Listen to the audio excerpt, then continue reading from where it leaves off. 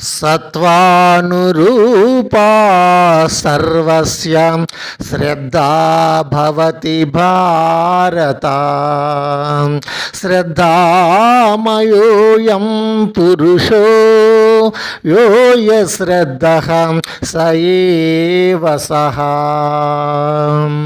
అర్జున, సర్వప్రాణులకు వారి వారి గత జన్మల కర్మల సంస్కారములు అనుసరించి వారికి శ్రద్ధ కలుగును.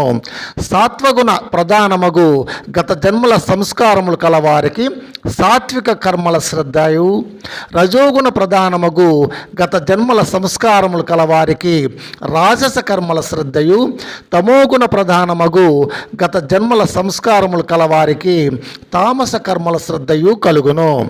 జీవుడు శ్రద్ధామయుడు.